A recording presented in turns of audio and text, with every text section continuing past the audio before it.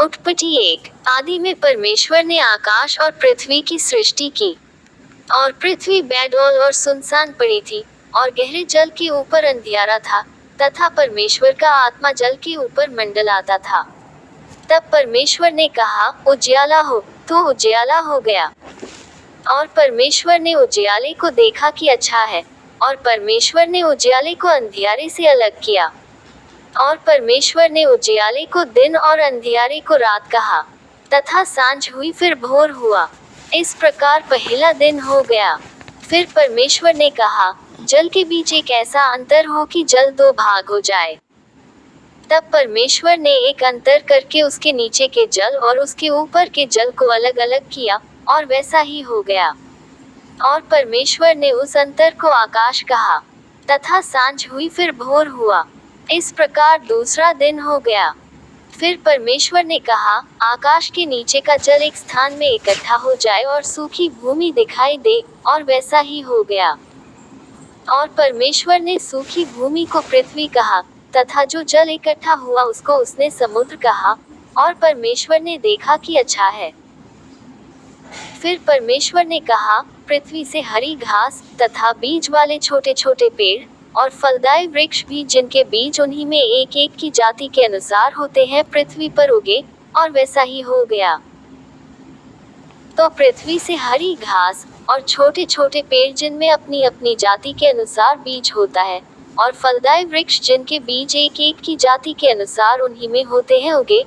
और परमेश्वर ने देखा कि अच्छा है। तथा सांझ हुई फिर भोर हुआ। इस प्रकार तीसरा दिन हो गया। फिर परमेश्वर ने कहा, दिन को रात से अलग करने के लिए आकाश के अंतर में ज्योतियां हो, और वे चिन्हों और नियत समयों और दिनों और वर्षों के कारण हो। और वे ज्योतियां आकाश के अंतर में पृथ्वी पर प्रकाश देने वाली भी ठहरे, और वैसा ही हो गया। तब परमेश्वर ने दो बड़ी ज्योतियां बनाई, उनमें से बड़ी ज्योति को दिन पर प्रभुता करने के लिए, और छोटी ज्योति को रात पर प्रभुता करने के लिए बनाया, और तारागण को भी बनाया।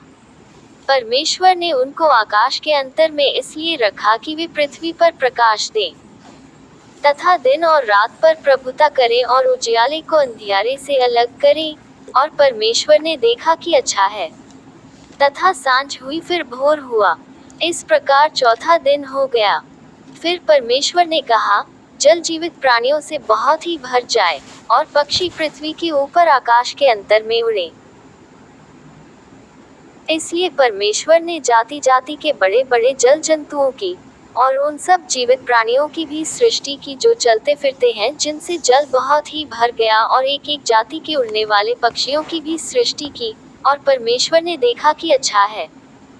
और परमेश्वर ने यह कह के उनको आशीष दी कि फूलो फलो, और समुद्र के जल में भर जाओ, और पक्षी पृथ्वी पर बढ़ें। तथा सांझ हुई फिर भोर हुआ। इस प्रकार पांचवा दिन हो गया। फिर परमेश्वर ने कहा, पृथ्वी से एक एक जाति के जीवित प्राणी, अर्थात घरेलू पशु और रेंगने वाले जंतु, और पृथ्वी के वन पशु जाति जाति के अनुसार उत्पन्न हो, और वैसा ही हो गया। सो परमेश्वर ने पृथ्वी के जाति जाति के वन पशुओं को, और जाति जाति के घरेलू पशुओं को, और जाति जाति के भूमि पर सब रेंगने वाले जंतुओं को बनाया। और परमेश्वर ने देखा कि अच्छा है। फिर परमेश्वर ने कहा, हम मनुष्य को अपने स्वरूप के अनुसार अपनी समानता में बनाएं, और वे समुद्र की मछलियों और आकाश के पक्षियों और घरेलू पशुओं और सारी पृथ्वी पर और सब रेंगने वाले जंतुओं पर, जो पृथ्वी पर रेंगते हैं, अधिकार रखें। तब परमेश्वर ने मनुष्य को अपने स्वरूप के अनुसार उत्पन्न किया, अपने ही स्वरूप के अनुसार परमेश्वर ने उसको उत्पन्न किया, नर और नारी करके उसने मनुष्यों की सृष्टि की। और परमेश्वर ने उनको आशीष दी, और उनसे कहा, फूलो फलो, और पृथ्वी में भर जाओ, और उसको अपने वश में कर लो, और समुद्र की मछलियों तथा आकाश के पक्षियों और पृथ्वी पर रेंगने वाले सब जंतुओं पर अधिकार रखो। परमेश्वर ने उनसे कहा, सुनो, जितने बीज वाले छोटे छोटे पेड़ सारी पृथ्वी के ऊपर हैं, और जितने वृक्षों में बीज वाले फल होते हैं, वे सब मैंने तुमको दिए हैं, वे तुम्हारे भोजन के लिए हैं। और जितने पृथ्वी के पशु और आकाश के पक्षी और पृथ्वी पर रेंगने वाले जंतु हैं, जिनमें जीवन के प्राण हैं, उन सब के खाने के लिए मैंने सब हरे हरे छोटे पेड़ दिए हैं। और वैसा ही हो गया। तब परमेश्वर ने जो कुछ बनाया था सबको देखा, तो क्या देखा कि वह बहुत ही अच्छा है। तथा सांझ हुई फिर भोर हुआ।